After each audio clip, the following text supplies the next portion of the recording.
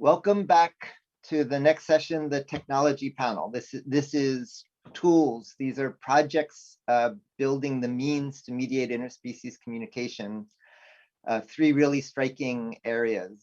And as a reminder, post your questions to the chat and we'll bring them in to the participants. We'll hear from each of them and then have a conversation. And afterwards, the conversation will move back to the chat.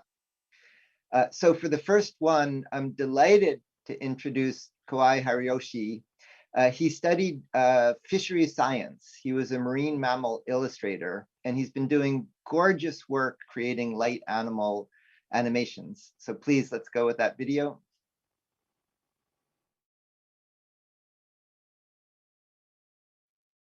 This old photo shows a family of killer whales seen from Auckland in Canada 26 years ago.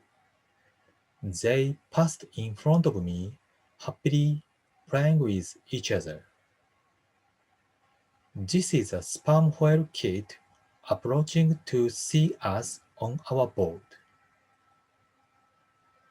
This is a mother dolphin trying to feed her baby a headless fish. It's baby food. These pictures are just some of the whales and dolphins I have encountered in the wild. At these moments, I felt their affectionate, complex, and powerful consciousness. These variable experiences are an important foundation that informs how I think about our relationships with animals. Hello, my name is Haruyoshi Kawai, Executive Director of LightAnimal. I've been involved in education as a marine life illustrator for 2 decades. After studying fisheries and museum science at a university, my life's work is to spread the wonder and importance of living things to the world. The experiences I had encountering huge animals are life-changing, but they are not something most people experience. I want to change that. I have started to think about ways to share with people this excitement about other animals without harming the animals or their environment. Then, just like I did, people may change their perceptions about animals and nature and think more seriously about coexistence. As a result, we have developed LightAnimal, an innovative.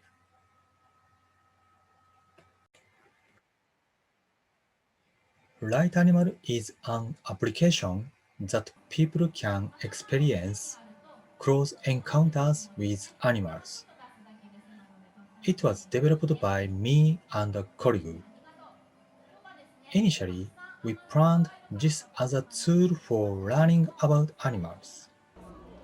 The application can display life-size moving images, even massive creatures such as whales, that can move and interact with human observers. It's possible to show things that are impossible to see with live animals, like moving skeletons. In fact, the application can involve any animal species, including extinct animals such as dinosaurs. It is engaging, entertaining, safe, saving resources, doesn't harm live animals, and can be used in a broad range of venues and situations.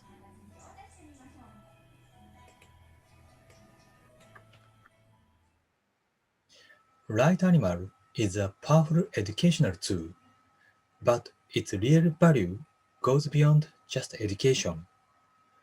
What surprised me the most at past exhibitions was the audience's reaction to the whales and dolphins LightAnimal displayed.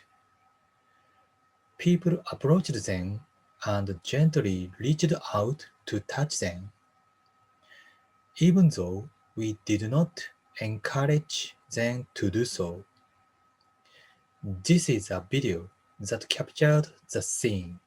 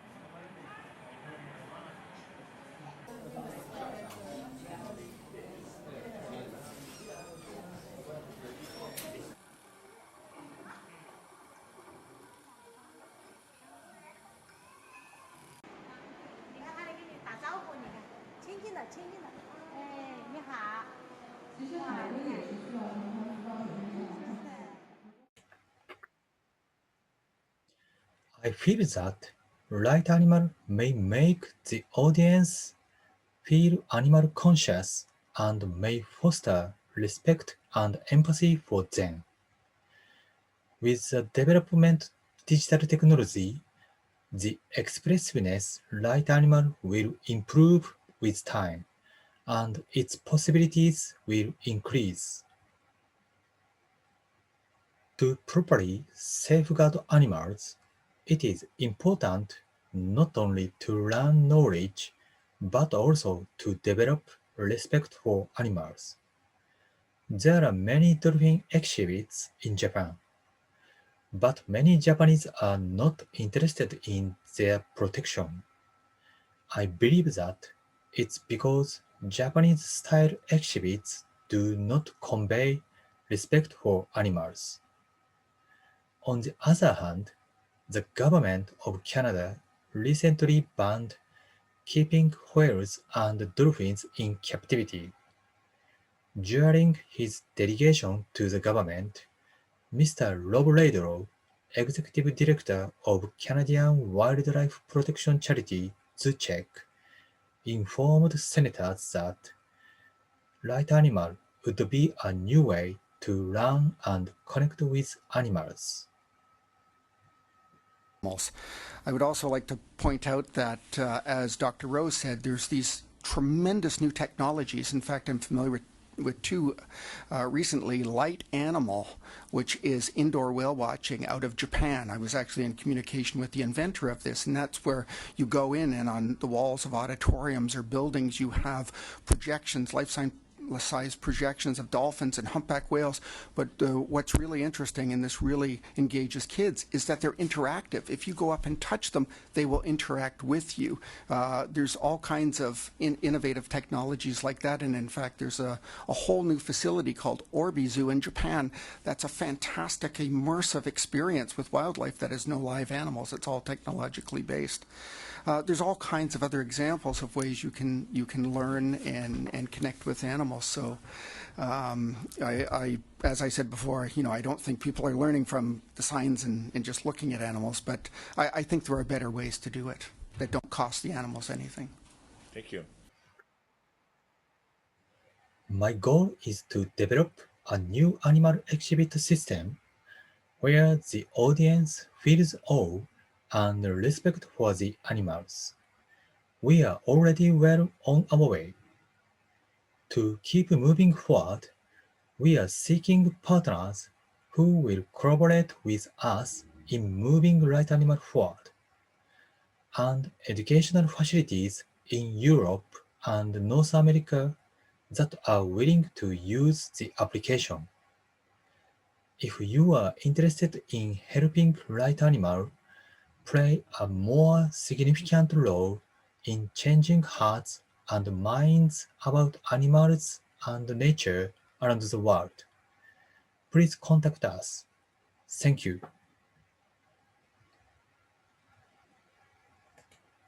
Kawai, your work is beautiful and expressive. It seems like magic. How do you do that? Can you tell us anything about how you make this happen? I want to change animal exhibition. Animal exhibition. I want to spread more, as I said before, animal importance and about their wonder. But can you tell us anything about the technology? What kind of software? How is it implemented? Sorry. Yeah, no, it's made by LightAnimal is made by Unity, and I made these animals by ZBrush and Lightwave and Blender.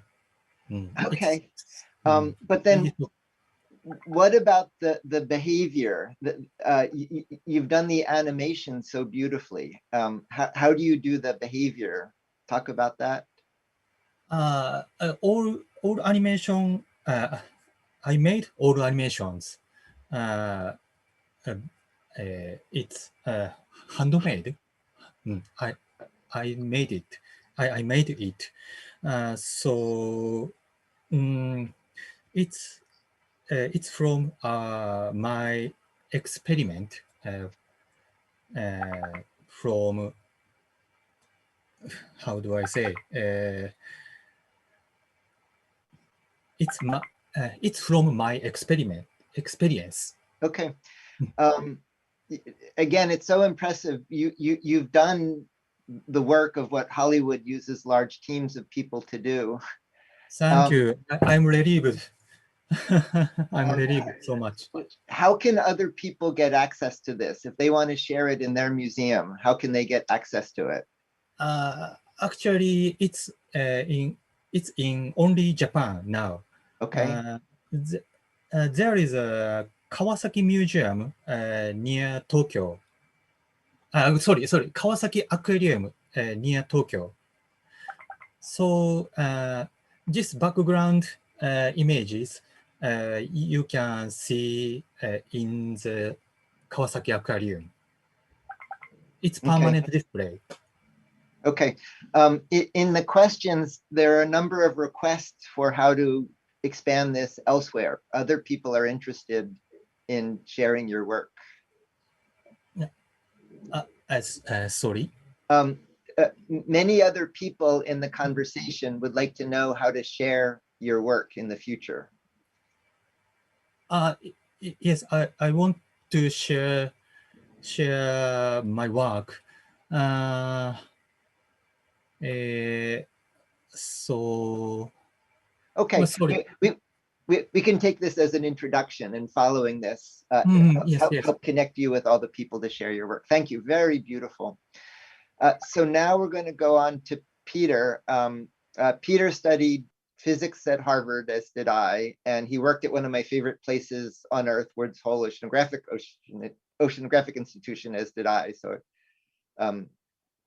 and he now works with the Interspecies project, one of the important collaborators in the Interspecies initiative. And he's going to talk about source separation, which is in particular the interspecies version of how to have a cocktail party. So go ahead, Peter. I'm going to share my screen.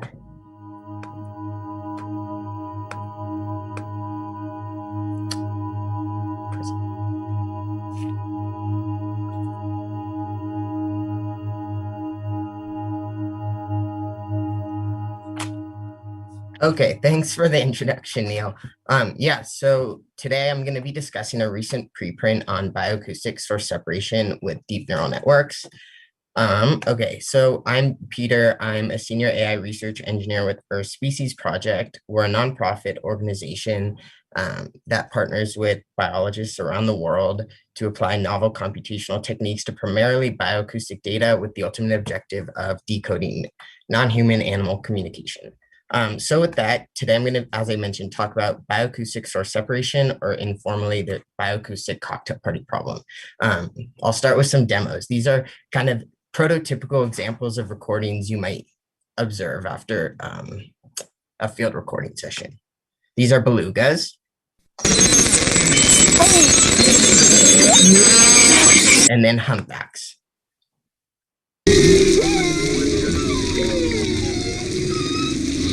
So as you can hear, there are a number of overlapping vocalizers in these recordings. And so the question we're trying to address is this underdetermined question of, given this stream of audio with overlapping vocalizers, can we separate this stream into predictions of the respective sources contained in these mixtures? And the short answer is yes, we can. We've developed this algorithm, and here's a quick demonstration applied to dogs. So what you'll hear is the mixture, and then our model's predictions for the individual dogs contained in the mixture. So the mixture. Here's one dog. And the other. So as you can see, the model has learned to separate the mixture, the individuals contained in the mixture. We've applied this to a very heterogeneous set of species. Here we apply it to macaques. So as you can see, we've been able to separate this mixture of macaque coos into the respective sources. So now to dive more deeply, human speech and music source separation represent relatively or comparatively active and competitive areas of research. The human speech source separation problem seeks to address the question of, given a mixture of overlapping human speakers, can we predict the respective sources? And then music source separation addresses the question of, given some musical track, can we separate it into the vocals and whatever accompaniment there is in the track? With that said, the bioacoustic source separation problem has garnered comparatively less attention, though the cocktail party problem is a huge issue when working with bioacoustic data. It's been documented in African elephants, sperm whales, geladas, birdsong data sets, even in belugas that are wearing D-tag recording devices attached to the body of the beluga itself. It's still hard to attribute particular calls to specific individuals. And one of the reasons for doing so is the problem of overlapping calls. And then there are other technical challenges that complicate the issue relative to the human domain. For instance, we're often working with very small data sets recorded in inherently noisy environments. Another issue is the uncertainty in how best to represent an acoustic signal. For instance, in the human speech domain, it's common practice to use MEL spectrograms or learnable filter banks. But in the animal domain, it's not, or the bioacoustic domain, it's not immediately clear which acoustic representations are optimized for this sort of application. A final huge issue is high sampling rates. In the human speech problem, it's common to downsample recordings to 8 kilohertz. But then when we're working with animals like Egyptian fruit bats, for example, the sampling rates can reach 250 kilohertz, and it's not feasible to downsample since calls can reach or exceed the native Nyquist frequency. So with that, we developed this very lightweight model architecture, a very flexible architecture. And so the pipeline, an overview of the pipeline is as follows. We start with these calls produced by known individuals, and then we mix them to create this synthetic training data set. And then this gets encoded to some sort of representation, whether that's something like a spectrogram or something fully learnable. We provide a number of options since, as I mentioned before, we don't know what works best a priori. This representation is fed into this UNet model, which is a model that's common. It's a neural network architecture commonly used for medical image segmentation. It starts by downsampling and then upsampling the representation, and information leaks horizontally. It outputs these masks that are applied to the original representation, and then we invert that representation to produce predictions of the waveforms of the speakers, of the individual speakers. Then to compare the performance, we can maybe listen to it. We can visually inspect spectrograms or waveforms. There are also quantitative objective metrics, such as the signal to distortion ratio, which looks at energies. And then a final metric that we use is classification. So we take the separated source and we pass it through a classifier model, which is inspired by previous work I did with sperm whales. And this kind of operates under the assumption that classification accuracy as a downstream task serves as a proxy for the quality of the reconstructed signal. And although this is of secondary importance, we do obtain, using this deep learning based approach, state-of-the-art classification accuracies in this application. So then with that, here are a couple of results. So as I played earlier, this is a mixture of 3 macaques. And here's one source, another prediction, and then a final prediction. So as you can see in the waveforms and spectrograms, and as you can hear, the model is able to separate the mixture into predictions of the sources. We repeat this with a relatively higher frequency model organism, in this case, Bottomnose dolphins, using data shared by Leila Sayai from Woods Hole. And interestingly, in this case, there's background noise. And I mentioned this earlier, it's a problem when working with bioacoustic data. So this model actually contains a learnable denoising to remove some of that unwanted noise. It's hard to, given human auditory processing, it's a bit hard to assess this by listening to it, since my ears at least are not well optimized for listening to dolphin data, but this is what the mixture sounds like. And here's one source.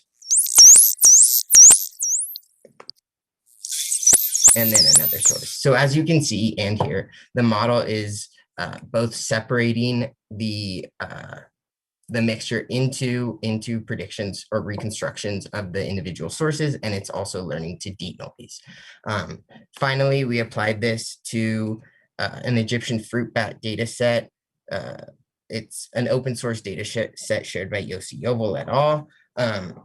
And again, this is a relatively higher frequency, like characteristic vocalization. And again, since my auditory processing system is not optimized for bats, I'll omit playing the sounds. So then here's kind of a summary of the results that we've obtained. As I mentioned, we have these sort of quantitative metrics. We also have this classification accuracy. So what this means is that we can mix the macaque coos, and then we're able to separate the macaque coos, and the accuracy on those separated coos is 94%, almost 94%, which again is a state-of-the-art accuracy using these methods.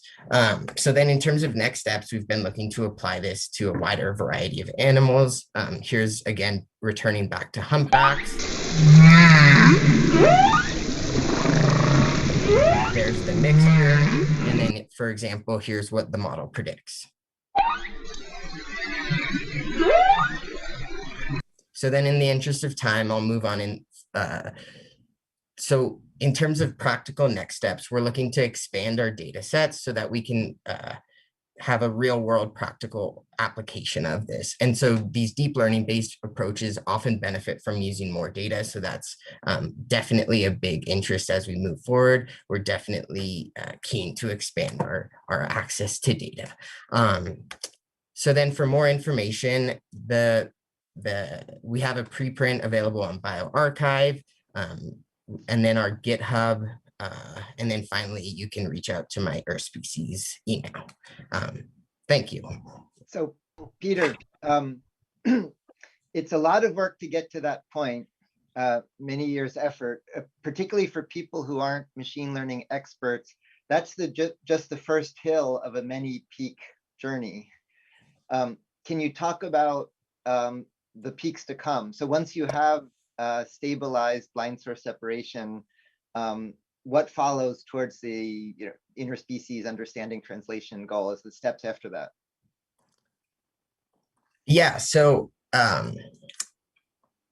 right now, I mean, given how much, I mean, at least amongst the bio community itself, there is controversy the degree to which animals possess a capacity for human-like language, as we've discussed and learned about. And so the roadmap itself is a bit uncertain or hazy, you could say, at this time, but we at our species see source separation as a key component in moving forward, since one, this approach would allow us to disentangle just huge amounts of data. And right now, biologists tend to neglect or disregard data with overlapping vocalizers. So we'd be able to access more data, which is super beneficial for deep learning applications.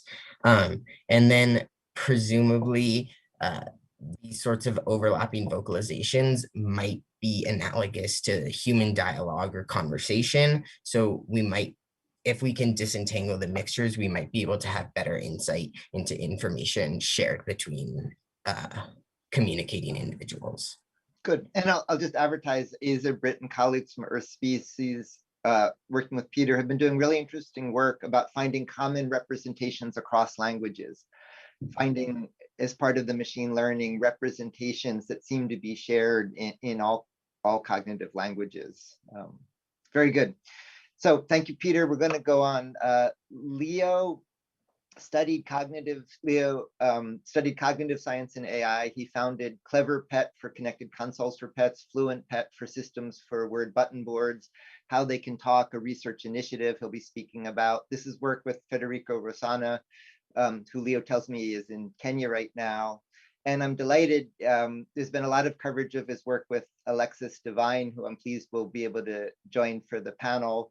And in particular with Alexis and her famous Sheepadoodle bunny, who's perhaps more famous than anybody else in today's program. So go ahead, Leo. Hi, I'm Leo Trottier, a cognitive scientist, founder and CEO of CleverPet, and designer of the FluentPet Hextile system. In the interest of time, I'll just jump straight to the demonstration.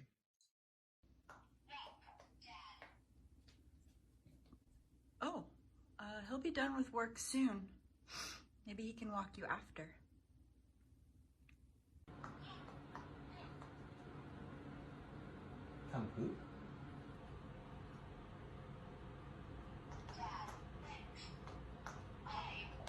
Dad went walk, yes. Dad went walk. Dad and Bunny went beach.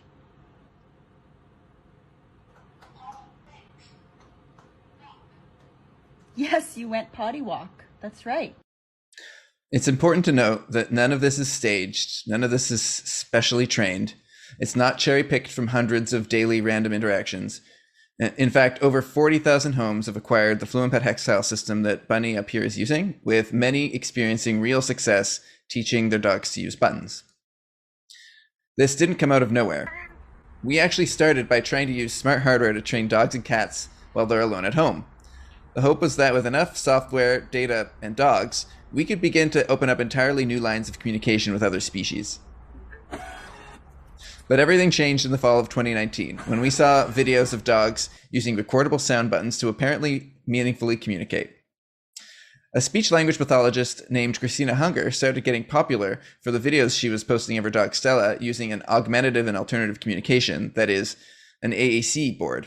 She was in San Diego, and so we met for coffee. And after talking to her, it was clear that she was definitely earnest.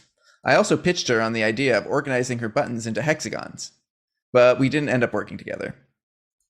Instead, a few months later, I was working with dozens of button teachers who were frustrated by having to Velcro buttons onto large pieces of plywood that were quickly taking over their living rooms. So we got to work developing and sending out a range of different prototypes designed to help people organize their learners' concepts better. One particular learner, Bunny, a sheepadoodle in Tacoma, Washington, ended up capturing the attention of millions. People were fascinated not by silly pet tricks, but instead about the prospect of communicating with another species. While this attention helped us develop a good business, even more exciting, it meant that there were thousands of people eager to help figure out whether, how, and how much dogs and other animals we live with can communicate in language-like ways. Educators of young children, speech-language pathologists, dog trainers, and many others have come together in an online community we've created. Most of them are definitely dog people, and so it's not that they want a substitute for dog body language. Instead, they see buttons as a way to get insight into their dogs that they simply couldn't get any other way. Indeed, having buttons usually means paying even closer attention to all the cues dogs give when trying to communicate. So with all this interest coming in from around the world, it made sense to reach out to Federico at my alma mater, UC San Diego. Thank you, Leo. Hi, I'm Federico Rosano, and I'm an assistant professor in cognitive science at UC San Diego. I'm also the founder and director of the Comparative Cognition Lab, where we study social cognition and communication in many animal species. We are interested in diversity, and we're interested in individual differences, and we are studying how disabilities change across the lifespan in infants, older children, adults, how it varies across cultures and how it varies across species.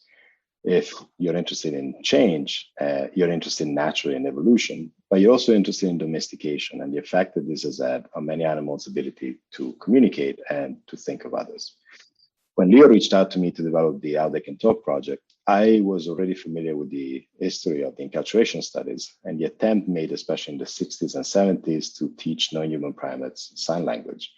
I was also familiar with a paper that came out in 1979 by Terrace et al. Called Can Ape Create a Sentence? That basically had destroyed the field of animal language studies.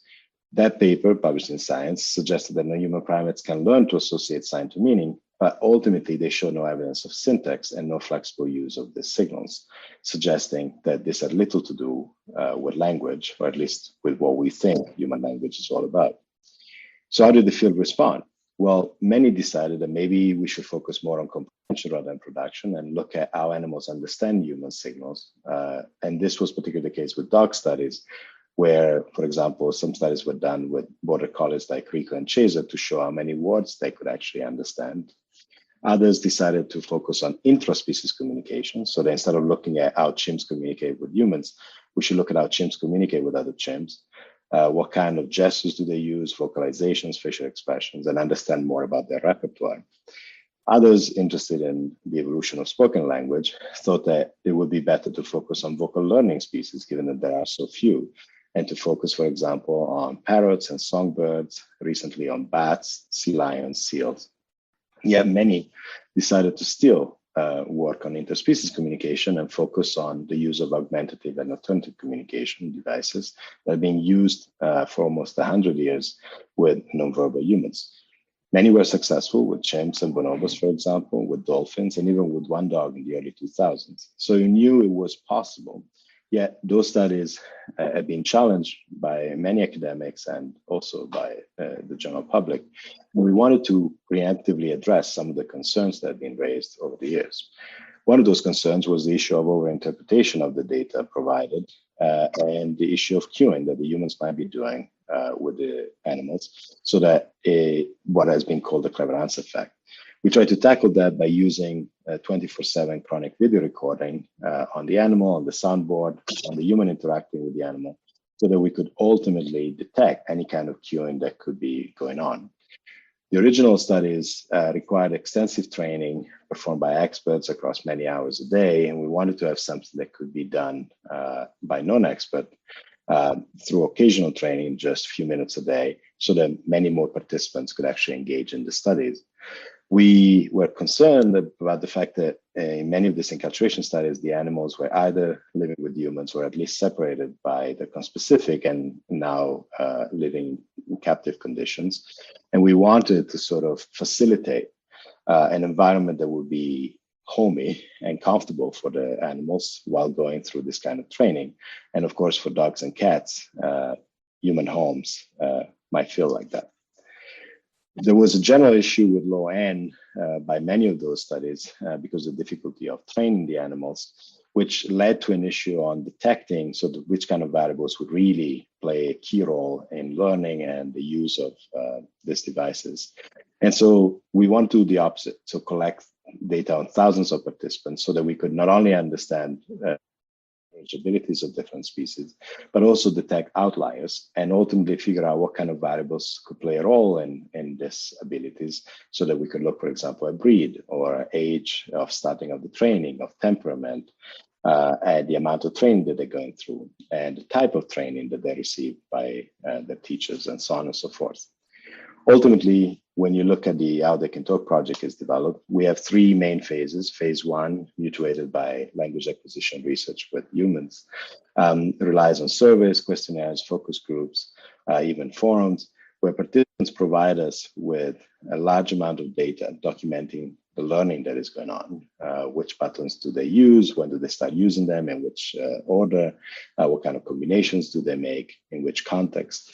In phase two, through this longitudinal continuous 24/7 video recordings, we actually can document the kind of training that, how often the humans are interacting with them, and also the spontaneous use that the non-human animals are making of these devices, and what kind of buttons do they push, in which order, and so on.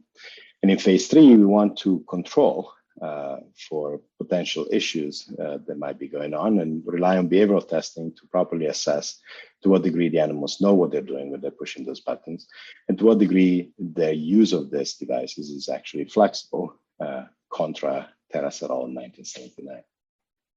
So ultimately, what we aim to understand is how non-human animals communicate, to what degree they can learn symbolic communication, and once they have these tools available to them, what does it reveal about their way of making sense of the world, the way they understand the world, their cognitive abilities, and what does it reveal about how they experience things, their emotional life, their social concerns, what do they care about? Ultimately, by providing them with richer communication, we hope that this will help us better recognize the urgency of improving their welfare. What we're hoping is that by providing these animals with choice and control, by giving them a voice, this will help humans finally listen.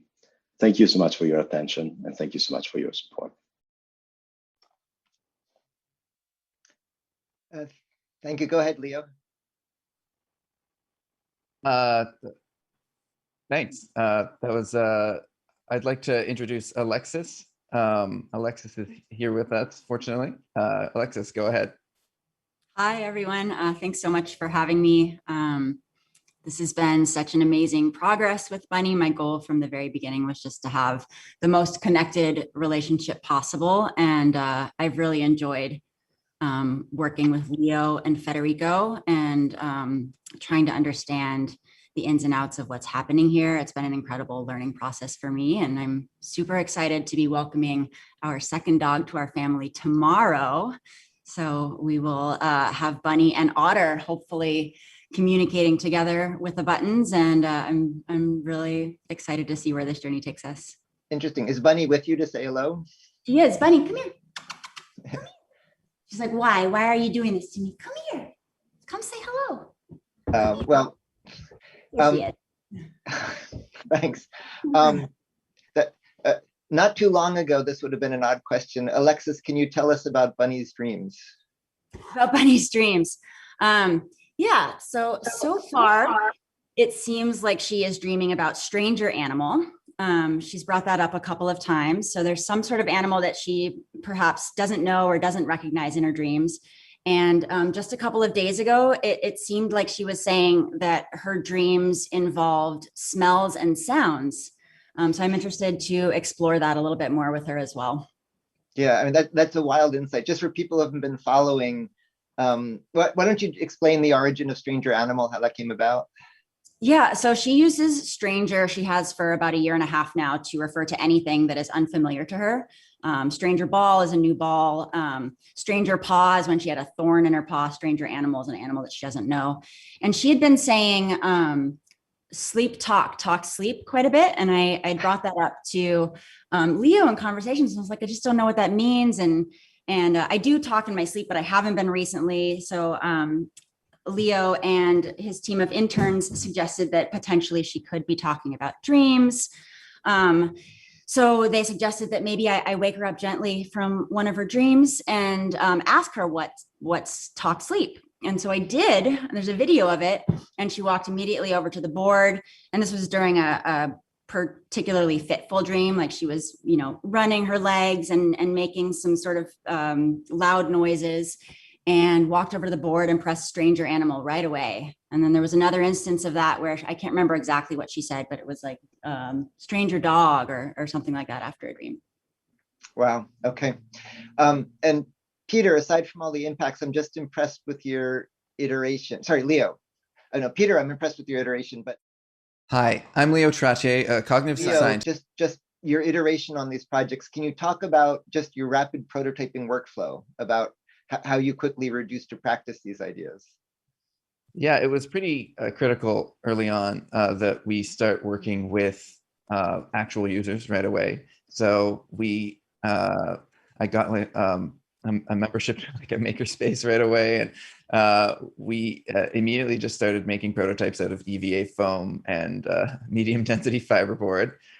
We let people use the existing buttons that they already had, and then just had people organize them, and then we were talking to them every 2 weeks in group meetings to ask them what they liked, what they didn't like, and getting their feedback on the hardware. The other big part of it, though, was consolidating everything that they'd been learning. So Christina had done a great job of showing what was possible. She was a speech language pathologist new in her career. And there were really no people who had, a decade or more of expertise in like teaching dogs to communicate with buttons. And so in some sense, this is something we were all figuring out together. And the question was, well, how do you teach people to do a thing that kind of no one knows how to do? And the approach we took with that was we talked to all of them. We said, how did you teach this word? How did you teach that word? What worked well? What didn't work well? And we tried to consolidate all of that information into a website, actually TheyCanTalk.org, and use that to kind of help people get started more quickly. And then the other thing, of course, that we absolutely had to do was create a community where people could share their frustrations, share their successes, and also share other new ideas for new things they could do. So it was really kind of a multi-pronged approach, not just on the hardware, but also on kind of bringing the people together and bringing the knowledge together. And then there's a question about the data. Are you able to aggregate the data from all of these button pushes? And is there a roadmap to being able to share the data?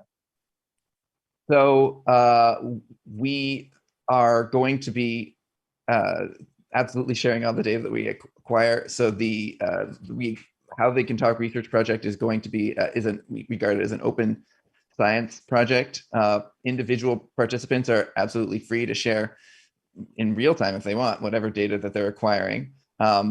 We will eventually be sharing, of course, in data sets and whatnot, everything that we figure out, including original data sets. So yeah, eventually we'll be doing that. With 2 minutes left, first, because of English fluency, Kawai has answered in the chat. So let me, in the backstage chat, so let me repeat 2 things he wrote out. One was, there was a question about, is this teaching humans to touch everything? Is that the right thing to encourage? And his observation was, he's beginning with empathy. There's a bigger arc of impact, but he wants to start with just this core building of empathy as a first step down this path. And then to the questions about how to spread this, how to get access, he's turning that around. He would like to spread this. He'd like to share it. He wants to do it with good curation. And he's open to next steps for how to spread this. So for people who are interested in following up, go to the Interspecies IO site, and we can help you get in touch on next steps for that. Anything else to add, Kawai? You're muted. We need to unmute. I can use my apparatus that I use in Zoom meetings. Hopefully he'll unmute. Now with, okay, yeah, please, Kawai. Hi, yes. Just, did you want to add anything to that? すいません。Don't worry otherwise, you're okay. Yeah, that's right. Yeah, I think so, yes. Okay, good. Then with just almost zero time left, let's just go across the screen. So Leo, Peter, and Alexis, we just heard compelling physical interfaces, compelling work on machine understanding, compelling week on building virtual animals. Each is a great project. What is the grand synthesis? What does it look like to connect all of these? So Leo? Let's see. I think the vision that we have is, what if you could have, this is the vision with CleverPet, and it's certainly the vision with fluentpet. What if we could have, the innovation of like a 12-year-old or a 13-year-old, make the tools that make it possible for them to explore in a more interesting way the relationship with the dogs and the cats that they have in their own home. I think once we can see people rapidly sharing interesting things they're discovering about their dogs and the cats, that could be super fascinating. This actually relates to an idea that we have that kind of is one of our driving motivations for what we're doing, which is that we believe that actually one of perhaps humanity's most significant achievement is of course language is critical, but almost more important is the ability to have a language that can kind of evolve culturally on its own in a way that accumulates in a kind of ratchet-like fashion. And so that is like culture, and the notion would be like, can we use humans to create a prosthetic culture for other species? But in particular, the opposite direction, the back action of how interspecies communication changes our language is an interesting thought. We're over time, but just quick, Peter, what would it look like to connect your machine learning work with physical interfaces, with virtual environments? What does a grand synthesis look like? Yeah, so I mean, as I kind of touched on earlier, right now it's a bit like unhazy, right? Just with, the controversy or uncertainty of the degree to which animals possess like human-like language. But I guess like what we're trying to do, at least with this source separation, is like, can we disentangle what these conversations might be about? And then I think earlier in the one of the earlier conversations talked about context. And so maybe that gives us an insight into like the context we Right. see. I think one of the things lurking is all of this going from offline to online, connecting all of these. Again, thank you, Peter. Over time, Alexis, as a final thought, you've had great impact so far. What about your dreams? What's your wish list for, what would you like to see in the tools next? Well, I think Kawai hit it spot on. For me, it's about empathy and connection. I'm really hopeful for the greater impact that this is going to have on our relationships with non-human animals across the board. And just being a part of this process with Bunny, it's given me the opportunity to see how she interacts within the world in a different light. I definitely spend more time thinking about what she might be thinking about and really trying to deeply understand how she experiences the world. And I think that would be amazing if we could do that for all animals across the board. I think that's a great thought. That's a fabulous lead into the session that will follow this after the break. Thank you, everyone. Now we're on to the break, and we're going to rejoin with Peter at 11:27 EDT.